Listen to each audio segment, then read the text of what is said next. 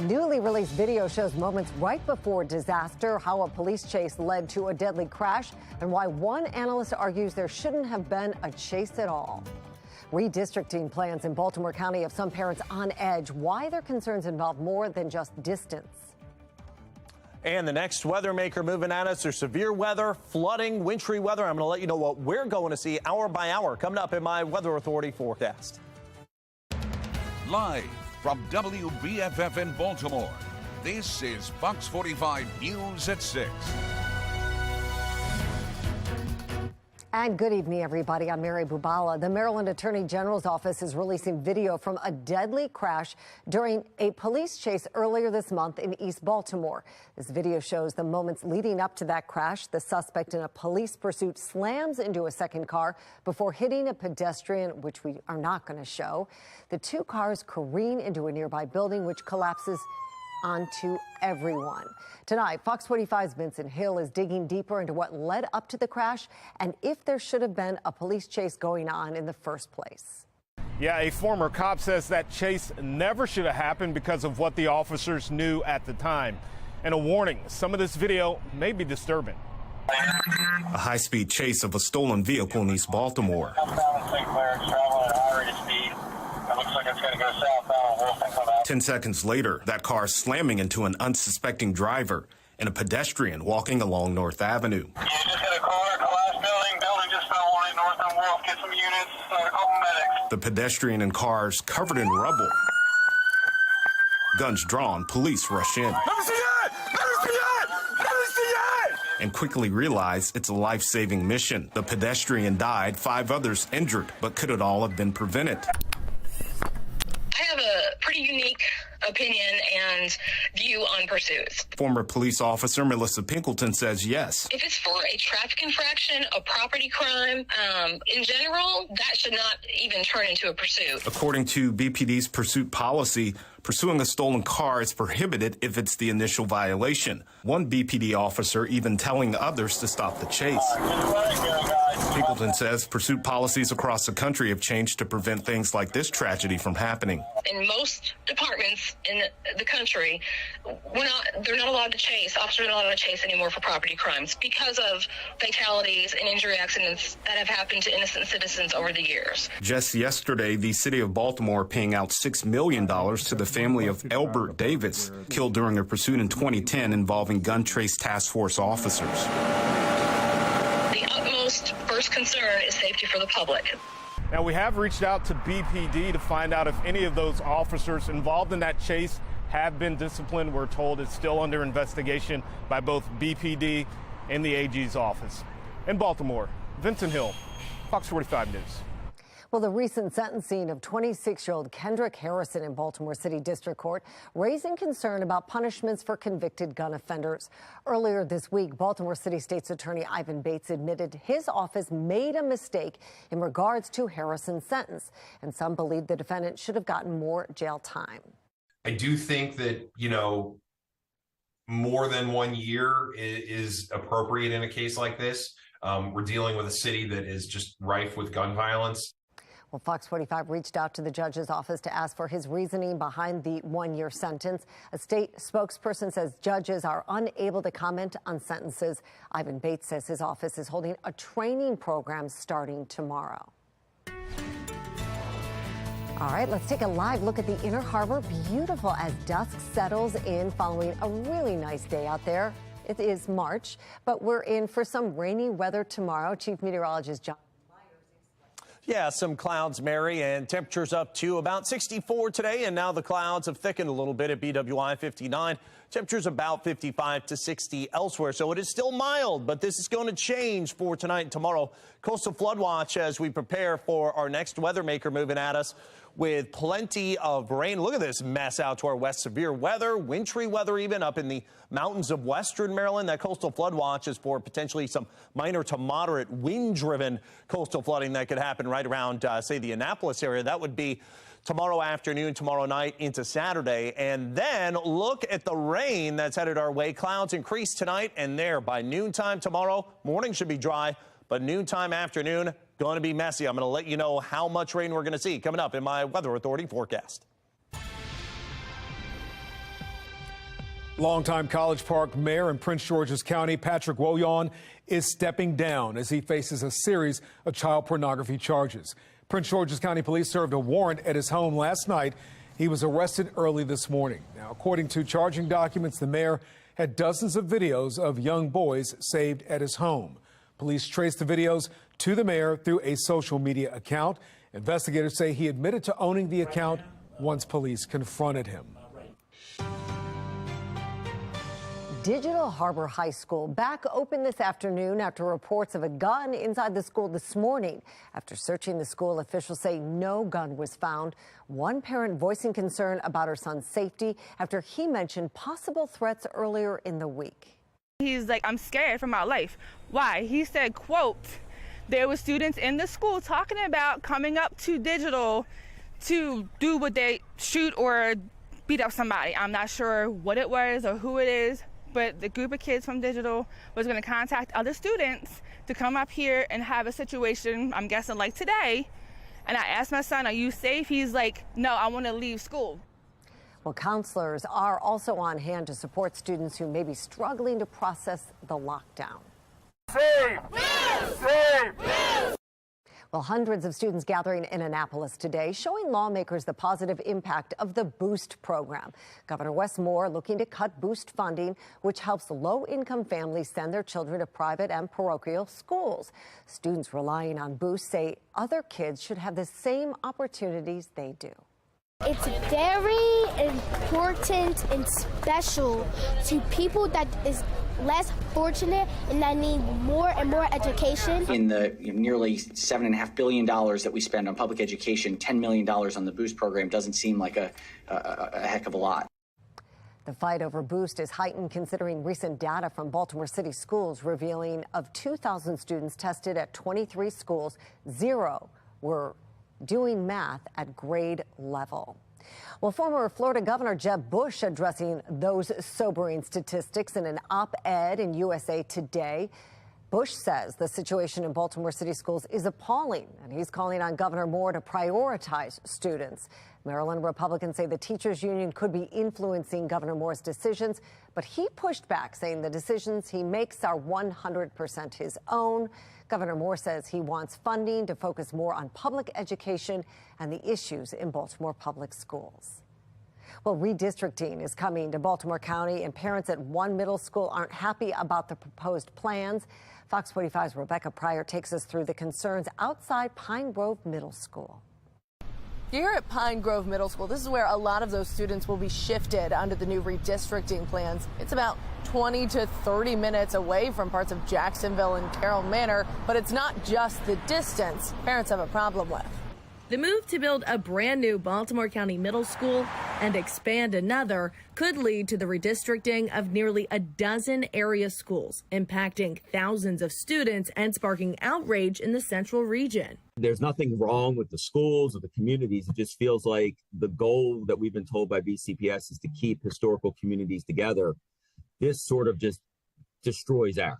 Speaking on behalf of the Jacksonville and Carroll Manor community, Scott Jenkins is one of hundreds of parents organizing meetings and mobilizing on social media, protesting the school system's latest redistricting options. He says of the 4 maps the redistricting committee has presented, only one keeps their area's elementary school students attending nearby middle schools. All the kids from Jacksonville and Carroll Manor play together. They have friends together. Relationships, he believes, are especially important to maintain with kids still recovering from the severe social disruptions brought on by the pandemic. Our kids are finally getting their legs under them. They're finally out getting relationships going again. So it just seems like at this point in time, to pull half of our community away from the other half would just have detrimental consequences to all of our kids. Distance is also a concern. Jenkins says sending Jacksonville and Carroll Manor students to Pine Grove Middle would entail long bus rides and commutes for parents outside of where they live and work. A parent in our group has a child at Delaney and a child at Cockeysville. Delaney and Pine Grove are 30 to 40 minutes apart. So that's going to be impossible for her to pick her one child up and then get all the way across the county. Meanwhile, BCPS says its redistricting committee, made up of middle school parents, teachers, and school representatives, is still in the process of finalizing its boundary study. They're also offering a number of opportunities for parents to weigh in on the plans, including at 2 public information sessions coming up just next week. Meetings Jenkins says parents in his community will certainly be attending. And there's no representation from the affected elementary schools on the committee. It just all seems not fair. Yeah, those public information sessions will take place next Wednesday and Thursday. For the details on where and when, you can find them in this story on our website at foxbaltimore.com. In Baltimore County, Rebecca Breyer, Fox 45 News. And just in, Baltimore County schools announced they plan on providing free breakfast and lunch to all students beginning this fall. Need-based free meals are already available, but the new program will take out the process of collecting applications to see who qualifies for free meals. More information will be available once the Maryland Department of Education releases eligibility data in April. A renewed push by Republican lawmakers on the origins of COVID-19. I'm Kayla Gaskins in Washington. New gun bill is being signed in West Virginia to allow guns on public college campuses. Why those college officials are saying it's what's best for student safety.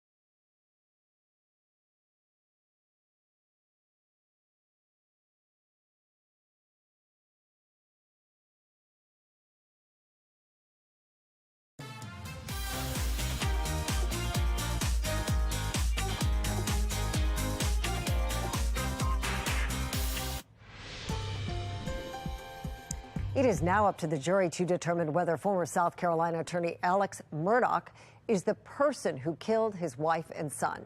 Jurors will consider 2 counts of murder and 2 weapons charges after hearing from dozens of witnesses over the course of 6 weeks. If convicted, Alex could face a maximum sentence of life in prison without the possibility of parole. Murdaugh also faces nearly 100 other charges related to stealing money from his clients and an alleged attempt to pay a man to shoot to kill him to give his surviving son a $10 million life insurance policy. Well, you can listen to daily episodes of our sister station's award-winning podcast, The Murdaugh Murders, Money and Mystery, highlighting the important points from each day in court. Scan the QR code right there on your screen or search for Murdaugh anywhere you get your podcasts.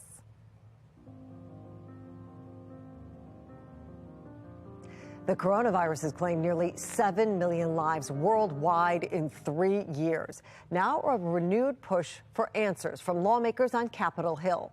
National correspondent Kayla Gaskins explains. Congressional Republicans launching investigations into the American taxpayer dollars sent to fund controversial research at a lab in Wuhan, China, ahead of the coronavirus pandemic. For the better part of a decade, U.S. taxpayer dollars have been funding dangerous gain-of-function research in China. The money granted by the NIH's National Institute of Allergy and Infectious Diseases, headed at the time by Dr. Anthony Fauci. Fauci initially denying this before Congress. The NIH and NIAID categorically has not funded gain-of-function research. That statement later coming under fire. Do you wish to retract your statement of May 11th where you claimed that the NIH never funded gain-of-function research in Wuhan? Senator Paul, I have never lied before the Congress. House Republicans now demanding Health and Human Services Secretary Javier Becerra hand over all documents from NIH related to EcoHealth Alliance, the funding arm to the Wuhan lab. The lab leak theory gaining traction after the Department of Energy concluded, albeit with low confidence, that this was the origin of the COVID virus, not a natural source. FBI Director Christopher Wray also acknowledging it this week. Here you're talking about a potential leak from a Chinese government-controlled lab that killed millions of Americans. Dr. Anthony Fauci repeatedly attempted to squelch the lab theory. I have always said that the high likelihood is that this is a natural occurrence. In light of the new Department of Energy report, Fauci telling the Boston Globe, quote, "We may never know the source of the outbreak." Senators Rand Paul and Josh Hawley now pushing the White House to declassify documents concerning the Wuhan lab's connection to the pandemic's origins. Let's let the American people decide for themselves. The House Select Subcommittee on the coronavirus pandemic will hold their first hearing on the virus's origins on March 8th. In Washington, I'm Kayla Gaskins.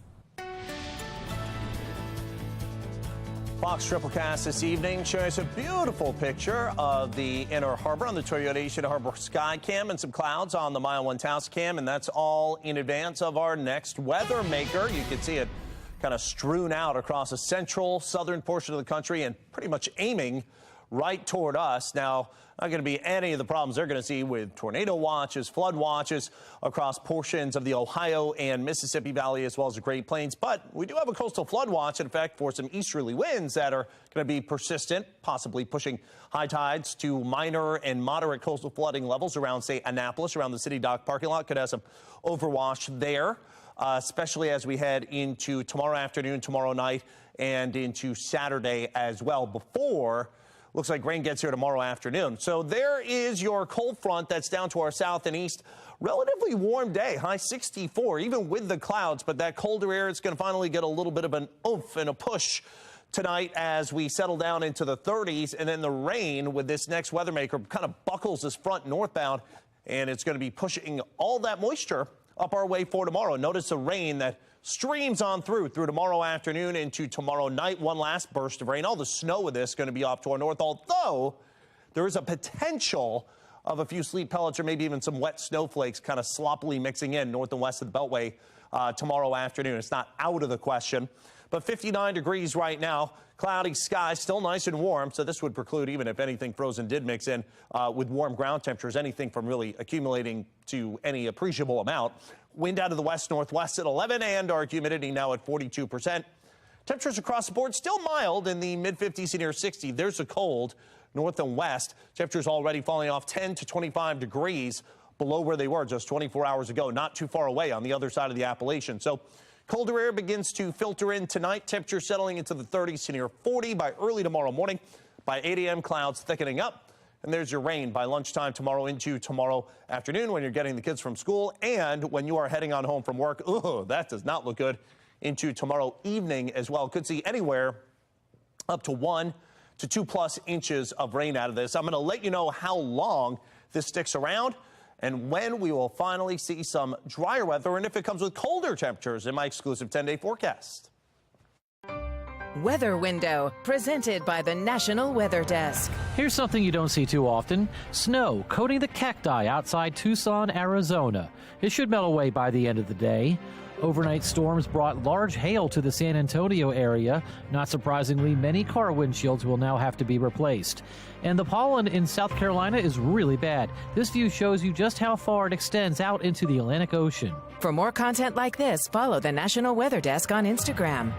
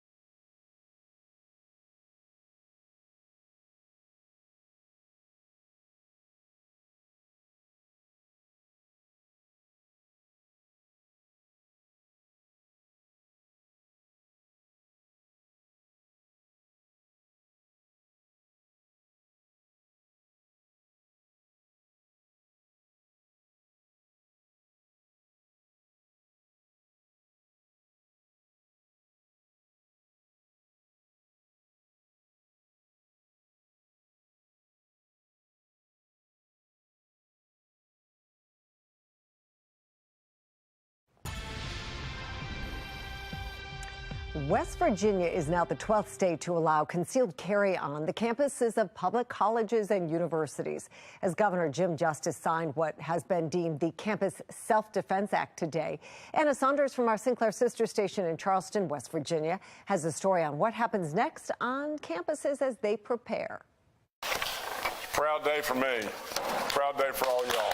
After years of campus carry bills not making it across the finish line, now one signed into law that will go into effect next summer. Absolutely, I'm very, very proud to sign this legislation that gives us the right to carry on campus. Anyone with a concealed carry permit will be allowed to carry in certain areas on college campuses. Throughout the session, the state's major universities, its professors, and students have spoken out against it, worried that it would have the opposite effect of safety on campuses. We listen to all and absolutely listen to the folks, you know, that are our colleges and universities and everything, but I do think that this is the right move.